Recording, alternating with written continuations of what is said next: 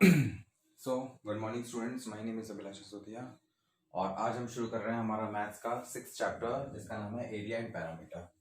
बहुत ही interesting chapter होने वाला है। आज हम जानेंगे एरिया क्या होता है एंड पैरामीटर क्या होता है। अगर मैं बात करूं एरिया की, एरिया का मतलब होता है, जैसे मान लो ये है स्क्वायर, मुझे मान लो ये आपका एक हॉल है स्क्वायर शेप में, आपको इसके अंदर टाइल्स लगाने हैं कमरे के अंदर पूरे में। तो मुझे पहले इस कमरे का एरिया पता होना चाहिए कि इस कमरे का एरिया कितना है। अंदर अंदर का जो पूरा फुल पार्ट होता है ना, जैसे कि अगर मेरे को इसकी बात करनी है, इस रेक्टेंगल, ये रूम है या बॉक्स है, कुछ भी मुझे अंदर कुछ फिल करना है, तो मुझे इसका एरिया पता होना चाहिए कि इसका एरिया कितना है। ठीक है, तो एरिया कैसे निकालते हैं मैं बताता हूँ। जो ये साइड होती है इसको बोलते हैं लेंथ और इसको बोलते हैं ब्रेड्थ, लंबाई और चौड़ाई। और स्क्वायर में क्या होता है, लेंथ, स्क्वायर में एक साइड होती है, स्क्वायर के साथ ये होता है कि स्क्वायर की चारों साइड्स सेम होती हैं। अगर फॉर एग्जांपल ये 6 सेंटीमीटर की है तो ये भी 6 सेंटीमीटर की होगी, ये भी 6 सेंटीमीटर की होगी और ये भी 6 सेंटीमीटर की होगी। ये स्क्वायर की क्वालिटी होती है कि उसकी सारी साइड्स सेम लेंथ की होती हैं। बट रेक्टेंगल के साथ ऐसा होता है कि उसकी जो लेंथ होती है वो सेम होती है। जैसे फॉर एग्जांपल अगर इसकी लेंथ 10 है तो ये सामने वाली भी 10 होगी। अगर इसकी ब्रेड्थ 5 है तो ये वाली भी 5 होगी, यानी कि ये इसके बराबर होती है और ये इसके बराबर होती है। बट स्क्वायर में सारी चीजें सेम होती है। हाल फिलहाल में आपको इसका एरिया निकालना सिखा रहा था। जैसे मान लो मुझे एरिया ऑफ स्क्वायर निकालना है, तो इसका फॉर्मूला होता है साइड इंटू साइड या और side square. Side into side यानी कि अगर मुझे इसका एरिया निकालना है तो मैं क्या करूंगा, 6 इंटू 6 कर दूंगा, 36। ये इसका एरिया निकल गया, area of the square. Same अगर मुझे रेक्टेंगल का स्क्वायर निकालना हो तो, सॉरी रेक्टेंगल का एरिया निकालना हो तो इसका फॉर्मूला होता है length into breadth. Area of rectangle होता है लेंथ इंटू ब्रेड्थ। यहाँ पे लेंथ कितना है 10, ब्रेड्थ कितनी है 5, 10 5 50। ये इसकी एरिया आ गया, समझ आया। अगर आपको एरिया ऑफ रेक्टेंगल निकालना है तो लेंथ इंटू ब्रेड्थ करना पड़ेगा, एरिया ऑफ स्क्वायर निकालना है तो साइड इंटू साइड करना पड़ेगा। ठीक है, ये तो हो गया एरिया की बात। और पैरामीटर का मतलब होता है सिर्फ भार भार की सतह है, भार भार की हमें बाउंड्रीज इसकी ऐड करनी। फॉर एग्जांपल ये एक आपका खेत है स्क्वायर शेप में, अगर आपको इसके में फेंसिंग करानी है, फेंसिंग तारवाड़ी, वो आप अंदर तो कराओगे नहीं, वो बाहर बाहर ही कराओगे ना। तो आपको बताना है कि आपका जो फेंसिंग होगी वो कितनी आपको फेंसिंग खरीदनी पड़ेगी। तो उसके लिए आपको उसका पैरामीटर निकालना पड़ेगा, यानी कि आपको उसकी चारों साइड्स को प्लस करना पड़ेगा। तो आप कैसे निकालोगे, पैरामीटर ऑफ स्क्वायर, ये सब समझाने के लिए कर रहा हूँ, लिखना नहीं है। पैरामीटर ऑफ स्क्वायर के लिए क्या करोगे आप, 4 इंटू ए यानी कि साइड, 4 इंटू साइड, या फिर आप 6 प्लस 6 प्लस 6 प्लस 6 कर लीजिए या 4 इंटू 6 कर लीजिए, बात एक ही है। तो कितना आएगा 4 इंटू 6 24 इसका पैरामीटर आ गया, बार बार की सतह है। मान लो ये चीज अगर आपको बाहर करनी होती है, पैरामीटर का मतलब होता है बाहर बाहर का बाउंड्री हमें पता करना। मान लो मेरे को उधर एक बाउंड्री बनवानी है तो मुझे पता करना है कि कितनी बाउंड्री मेरे को बनवानी पड़ेगी। और पैरामीटर ऑफ रेक्टेंगल क्या होता है, 2 इंटू लेंथ प्लस ब्रेड्थ। ठीक है, 2 इंटू लेंथ कितना है 10 और ब्रेड्थ कितना है 5, तो ये हो गया 15। ठीक है, इंटू 2 इक्वल टू पी, तो आपको क्या होगा 15 बन जाए 15, 15 टू 30 आ गया आपका पैरामीटर। समझ आया, ये सिर्फ फॉर्मूलेस हैं जो मैं आपको बता रहा हूँ। बस आपको क्या करना है, आपको इस तरह से स्क्वायर मिलेगा, रेक्टेंगल मिलेगा, ट्राइंगल मिलेगा, आगे और भी चीज मिलेंगी, हम बाद में बात करेंगे। तो हमें इन सब में क्या, इनका एरिया निकालना चाहिए, इनका पैरामीटर निकालना चाहिए। पैरामीटर का मतलब होता है बाहर बाहर की सतह और एरिया का मतलब होता है अंदर का पूरा। आपका 30 ऐसे भी आ जाएगा, 10 प्लस 5 प्लस 10 प्लस 5 करेंगे तो भी 30 आएगा। 10 प्लस 10 20, 5 5 10 30। लेकिन इसके फॉर्मूला ये होता है, पैरामीटर ऑफ रेक्टेंगल निकालने का फॉर्मूला ये है, एरिया ऑफ रेक्टेंगल निकालने का फॉर्मूला ये है। ठीक है, समझ आया। उसी तरह एरिया ऑफ स्क्वायर निकालने का फॉर्मूला क्या है, साइड स्क्वायर, और पैरामीटर का 4/8। समझ आया। चलिए अब हम आगे कुछ क्वेश्चंस करके देखते हैं क्या हमें आता है कि नहीं आता। ठीक है, समझना है तो प्लीज इसको एक बार फॉरवर्ड कर लेना। हमें कुछ नहीं करना इसमें, बस हमें इसमें एरिया निकालना आना चाहिए और पैरामीटर निकालना चाहिए। ठीक है, एरिया और पैरामीटर निकालने का फॉर्मूला मैंने आपको बता दिया है।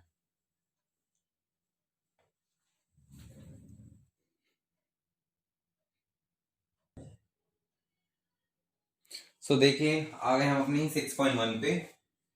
6.1 का जो फर्स्ट क्वेश्चन है इसमें लिखा है find the region occupied by the following figure in the terms of unit 1 square. इसमें हमारे पास एक फिगर है जिसमें ये कुछ स्क्वायर्स बने हुए हैं, तो मैं बताना है कि इस एक फिगर में कितने स्क्वायर्स आ रहे हैं। तो एक फिगर में कितने स्क्वायर आ रहे हैं, 1 2 3 4 5 6 7 8। तो इसमें हमारा आंसर हो जाएगा 8। ठीक है, समझ आया। उसी तरह अब हमें ये जो सेकंड नंबर का फिगर है इसमें देखना है इसमें कितने स्क्वायर्स आ रहे हैं। ठीक है, तो सेकंड नंबर वाले फिगर में आप देखिए, सेकंड नंबर का क्वेश्चन है आपका, इसमें कितने स्क्वायर्स आ रहे हैं, 1 2। ये स्क्वायर नहीं है तो ट्राइंगल है, ये भी स्क्वायर नहीं, ये भी नहीं है, तो इसमें आपका आंसर आ रहा है 2 स्क्वायर्स। ये स्क्वायर का साइन होता है 8 स्क्वायर। ठीक है, समझ आया। ओके, उसी तरह अब जो लास्ट वाला है इसमें काउंट कर लीजिएगा। सी वाले में 1 2 3 4 5 6 7 8, सी वाले में 9 स्क्वायर्स के बॉक्सेस आ रहे हैं। ठीक है, अब 6.1 की ये सेकंड क्वेश्चन है। इसमें ये फिगर बनाया हुआ है, ये टी बनाई हुई है। आप अपने टेक्स्ट बुक में देख सकते हैं, ये 3 है, 3 सेंटीमीटर, 1 सेंटीमीटर, 1 सेंटीमीटर, ये 4 सेंटीमीटर और ये 1 सेंटीमीटर। अब हमें क्या करना है, इसका क्या निकालना है, एरिया निकालना है। तो एरिया निकालना है तो आप ये देखिए, ये अपने आप में दो फिगर है, दिख रहे हैं आपको। पहला फिगर अपने आप में एक ट्राइंगल दिख रहा है, सॉरी ये अपने आप में एक रेक्टेंगल दिख रहा है। ये figure A B C D, ये एक फिगर है। उसके बाद एक ये फिगर है ई एफ जी एच, एक ये फिगर है, देखा। तो अब आपको उसका एरिया निकालना है, तो आपको इसके दो अलग अलग एरिया निकालने पड़ेंगे। एक एरिया तो इसका निकालना पड़ेगा और एक एरिया इसका निकालना पड़ेगा। तो ये रेक्टेंगल है, रेक्टेंगल में क्या किसकी जरूरत होती है, एक लेंथ की जरूरत होती है, एक ब्रेथ की। तो लेंथ हमारे पास है ही, ये 3 है, तो इसकी जो सामने वाली है ये भी 3 हो जाएगी, और ब्रेथ कितनी है 1, ये 1 है तो ये तो 1 है ही। तो आप क्या करोगे, area of A B C D 3 into 1 is equal to 3। अब उसके बाद ये वाला ट्राइंगल देखो, ई F G H, area of E F G H, इसमें इसकी लेंथ कितनी है 4 सेंटीमीटर, ये 4 है तो ये भी 4 हो जाएगी, ये कितनी है 1 सेंटीमीटर, ये 1 है तो ये भी 1 हो जाएगी। तो करो उसको 4 into 1, 4 1 जा 4। समझ आया। अब आपको क्या करना है, इन दोनों को ऐड कर देना है। इस पूरे फिगर का जो एरिया है वो कितना आ जाएगा, total area of T is equals to 4 + 3 7। समझ आया, इजी है। ये फिगर है, आपने पहले इसका एरिया निकाल लिया फिर इसका एरिया निकालना। इसमें आपको क्लियर नहीं दिख रहा तो आप अपनी टेक्स्ट बुक में देख सकते हैं, ठीक है ना। हमने ऊपर वाले का निकाला एरिया, फिर नीचे वाले का निकाला, हमने उसको नाम दे दिए A B C D E F G H. पहले हमने ए बी सी डी का एरिया निकाला, ये लेंथ है, ये ब्रेथ है, लेंथ इनटू ब्रेथ, ठीक है। एरिया ऑफ रेक्टेंगल आपको पता ही है ना, लेंथ इनटू ब्रेथ होता है एरिया ऑफ रेक्टेंगल, ठीक है। क्लियर है, आगे बढ़े।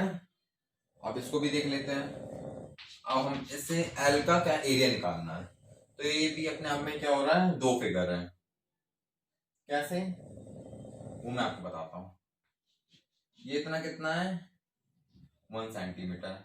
अगर ये 1 सेंटीमीटर है तो ये भी 1 सेंटीमीटर होगा, ठीक है। अब देखो ये अपना में दो फिगर बन गए, एक ये बन गया, ठीक है, और एक ये बन गया। तो हमें क्या करना है, दोनों का अलग अलग एरिया निकालना है, ठीक है। तो चलिए हम निकालते हैं। ये देखिए, अगर ये 3 सेंटीमीटर है तो ये हमारा ये भी 3 सेंटीमीटर जाएगा। तो ये तो अभी हमें पहले तो नाम दे दो उसको, A B C D E F. तो पहले हम क्या कर रहे हैं, ए बी सी डी का निकाल रहे हैं। Area of A B C D, A B C D का एरिया कितना निकालेंगे, लेंथ इनटू ब्रेथ करना है ना। लेंथ कितनी है, 3 है, और ब्रेथ कितनी है, 1 है। ब्रेथ कितनी दी हुई है,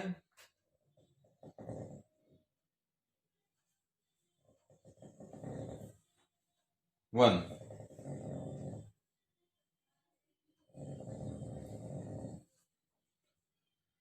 तो कितना आ गया, 3 आ गया। उसके बाद अब हम इतने का निकालेंगे, E F C, E F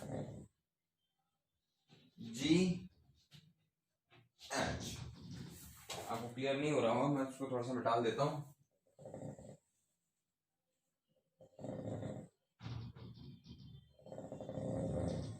E F G H. अब हम इतने इतने का निकालेंगे, E F G H, area of E F G H, length into breath. Length हमने कितनी मानी थी, ये पूरी 4 थी, और इतनी कितनी हो जाएगी, अगर ये 1 है तो ये हो जाएगी हमारी 3 मल्टीप्लाई बाई बी। ब्रेथ कितनी है, 1, तो 3 आ गया। अब हम क्या करेंगे, इसको स्क्वायर कर देंगे। 3 + 3 = 6। समझ आया,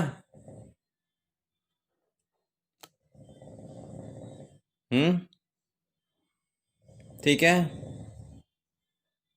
इसको कॉपी कर लेना, मैं पॉज करता हूँ।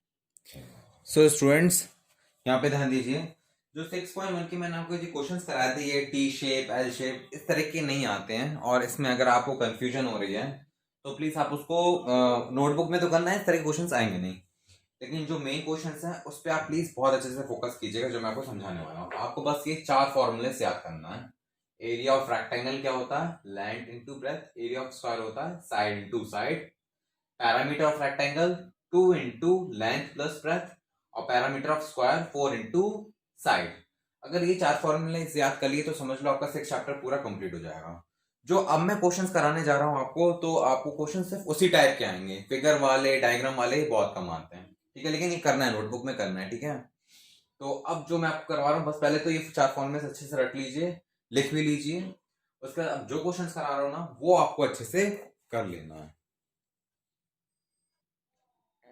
जैसे कि इसमें पहला क्वेश्चन ये है, आई मीन थर्ड का, find the area of rectangles whose length and breadth respectively are।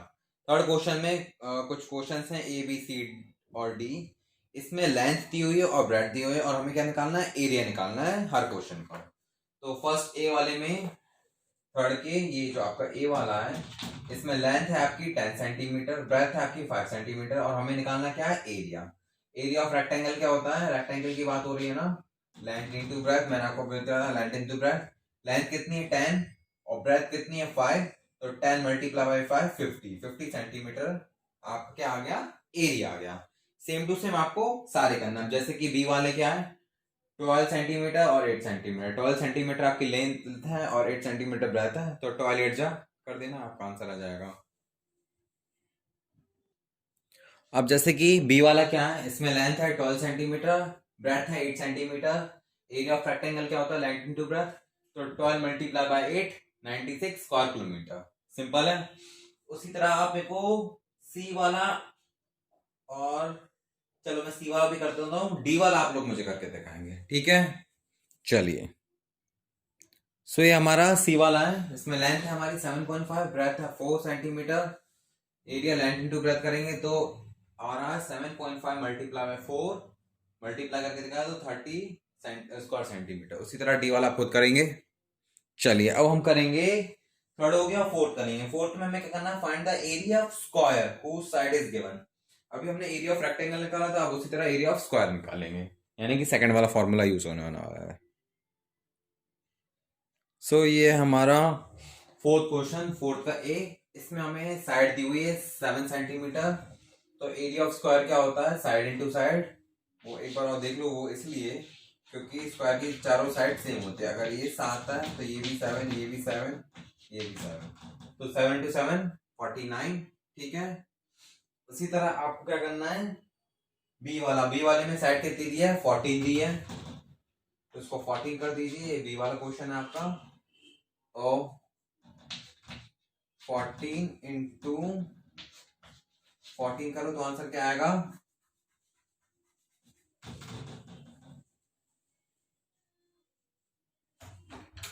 सो हम वहां आ गए अपने फोर्थ वाले क्वेश्चन पे। इस पे देखो, तो आ गए हम अपने, इसमें साइड की दे दी है 14, तो एरिया ऑफ स्क्वायर कितना होता है हमारा, साइड इंटू साइड, 14 इंटू 14 करेंगे तो हमने मल्टीप्लाई भी करके दिखाया है, 196 आता है हमारा, ठीक है। दिख रहा है आपको। इसी तरह बाकी क्वेश्चन आप खुद करेंगे, सी वाला एंड डी वाला कुछ नहीं करना है, 9.3 मल्टीप्लाई बाय 9.3 करना है, डी वाले में 5.8 मल्टीप्लाई बाय 5.8। सारे में क्वेश्चंस नहीं कराऊंगा, खुद खुद आपको भी कुछ करना है, ठीक है ना। चलिए अब हम आगे बढ़ते हैं। ये फॉर्मूले अच्छे से कर लेना आपको पहले तो। सो ये हमारा 6.1 का ही क्वेश्चन चल रहा है, ये हमारा फिफ्थ क्वेश्चन है, ठीक है। इसमें दिया हुआ है, the length and breadth of the floor of a room are 12 meter and 9.5 meter. Find the area of a carpet with which is to be spread on the entire room. So एक carpet है जो एक पूरे room में बिछाना है, तो उस कारपेट का जो हमें बताना है कि हमें कितना कारपेट बिछाना पड़ेगा उस रूम में, तो हमें रूम का है ना वो एरिया पता होना चाहिए। तो लेंथ ऑफ द फ्लोर, यानी कि फ्लोर का एरिया पता होना चाहिए। लेंथ ऑफ द फ्लोर है 12 metre, breadth of the floor है 9.5 मीटर, और एरिया ऑफ फ्लोर हम कैसे करेंगे, लेंथ इनटू ब्रेड्थ करेंगे, 12 मीटर मल्टीप्लाई बाय 9.5 मीटर, तो इसका जाएगा हमारा 114 स्क्वायर मीटर। समझ आया। 6 क्वेश्चन मैंने इसलिए छुड़वाया क्योंकि इसमें भी बस आपको एरिया ऑफ रेक्टेंगल निकालना है। इसमें क्या है, the length and breadth of a rectangular path. 6 question में क्या है, ये 6 क्वेश्चन देखिए, एक रेक्टेंगुलर पाथ है, ठीक है, जिसमें पार्क है सॉरी, जिसमें उसकी लेंथ है 110 मीटर एंड ब्रेथ है 85 metre respectively. Find the area, हमें इसका एरिया निकालना है। कितना एरिया है, लेंथ अगर 110 मीटर है और ये 85 मीटर है, तो बस लेंथ इंटू ब्रेथ कर देना है, 85 कर देना है। लो 6th वाला आंसर आ गया, इसलिए मैंने नहीं किया। लेकिन आपको इस तरह से नहीं करना, आपको बकायदा पूरा स्टेटमेंट के साथ करना है। Length of the rectangular path, breadth of the rectangular path, then area of the rectangular path, इस तरह से करना है, ठीक है। चलिए 7th क्वेश्चन की तरफ हम बढ़ते हैं। 7th क्वेश्चन श्योर ये दिख नहीं रहा होगा, तो मैं इसको ऐसे नीचे कर देता हूँ, अब शायद दिख गया होगा, ठीक है। सो 7th क्वेश्चन क्या बोल रहा है, how many pieces each measures 6 centimeter by 4 centimeter can be cut from a sheet of length 1.5 meter and breadth 60 centimeter। यानी कि हमें बताना है, एक शीट है, एक बहुत बड़ी शीट है जिसका लेंथ है 1.5 मीटर एंड 60 सेंटीमीटर। एक 1.5 मीटर दिया हुआ है, एक 60 सेंटीमीटर दिया है। तो हमें उसमें से बताना है, हमें उस चीज में से बताना है कि हम कितने पीसेस निकाल सकते हैं 6/4 के। तो एरिया ऑफ वन पीस पहले हम निकालेंगे। Area of one piece 6 into 4, 6 length है, 4 ब्रेथ है, तो 24 सेंटीमीटर स्क्वायर सेंटीमीटर आ गया। अब हमें बताना है 24 स्क्वायर सेंटीमीटर के हम कितने पीसेस निकाल सकते हैं इतनी बड़ी लेंथ वाली कोई भी जो चीज है उसमें से, शीट में से, सॉरी। तो हमें क्या निकालना है, एरिया ऑफ शीट। हमें पहले तो शीट का एरिया पता होना चाहिए। इधर दिया 1.5 मीटर और 60 सेंटीमीटर। एक चीज याद रखना, मीटर मीटर से मल्टीप्लाई होता है, सेंटीमीटर सेंटीमीटर से मल्टीप्लाई होता है। ये मीटर है तो पहले तो उसको आप सेंटीमीटर कन्वर्ट करेंगे। हम लोग जानते हैं 1 मीटर इक्वल्स टू 100 सेंटीमीटर, ठीक है। तो 1.5 को मैंने 100 से मल्टीप्लाई कराया तो कितना आ गया 150। तो 150 सेंटीमीटर मल्टीप्लाई बाय 60 सेंटीमीटर कितना आ गया 9000 सेंटीमीटर। क्वेश्चन बस यही था कि हमारे पास 9000 स्क्वायर सेंटीमीटर की एक शीट थी, उसमें से मैं 24 सेंटीमीटर के कितने पीसेस निकाल सकता हूं, ठीक है। थोड़ा सा घुमा दिया था, लाइन दिया है। 9000 सेंटीमीटर के पास एक मेरे पास बहुत बड़ा थान है, उसमें से मैं 24 सेंटीमीटर के कितने पीसेस निकाल सकता हूं। तो कितने निकाल सकता हूं उसके लिए मैं क्या करूंगा, हम क्या करेंगे, area of sheets divided by area of one piece.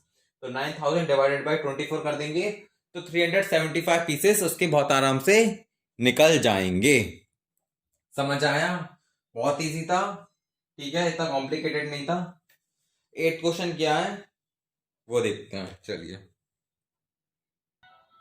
सो ये हमारा 8 क्वेश्चन क्या बोलता है ये देख लेते हैं।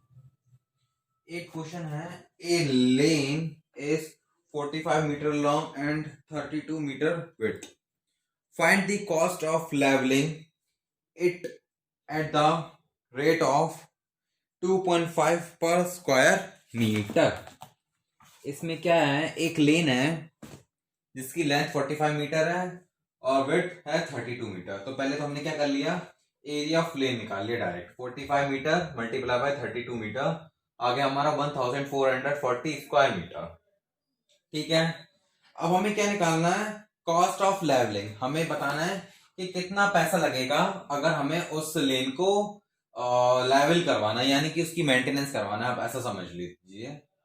और कॉस्ट ऑफ लेवलिंग क्या दिया, 2.5 पर स्क्वायर मीटर, मतलब 1 स्क्वायर मीटर के 2.5 रुपए लगेंगे और हमें इतना करवाना है 1440 मीटर स्क्वायर। जैसे मान लो अपने घर में टाइल्स लगवाते तो वो आप उससे पूछते ना आप किस हिसाब से टाइल्स लगाते हैं, तो बोलते कि मैं 2 रुपए फुट के हिसाब से लगाता हूँ, एक टाइल्स के 30 रुपए लेता हूँ। अगर आप दीवार पेंट करवाते तो बोलते उससे कितने रुपए हिसाब से, मैं 30 रुपए मीटर के हिसाब से, 30 रुपए फुट के हिसाब से पेंट करता हूँ। कोई भी ऐसी चीज तय होती है तो पर मीटर के हिसाब से फिक्स होती है। तो हमें 2.5 मीटर 2.5 वो है इसका मतलब पर स्क्वायर मीटर है, तो हमें 1440 मीटर स्क्वायर कराना था। तो कितने रुपए लगेंगे, 3600 रुपीज लग जाएंगे पूरा लेवलिंग कराने में। समझ आया। तो 6.1 हमारी इसी के साथ खत्म होती है। अब हम करेंगे 6.2, देन फिर 6.3। चलिए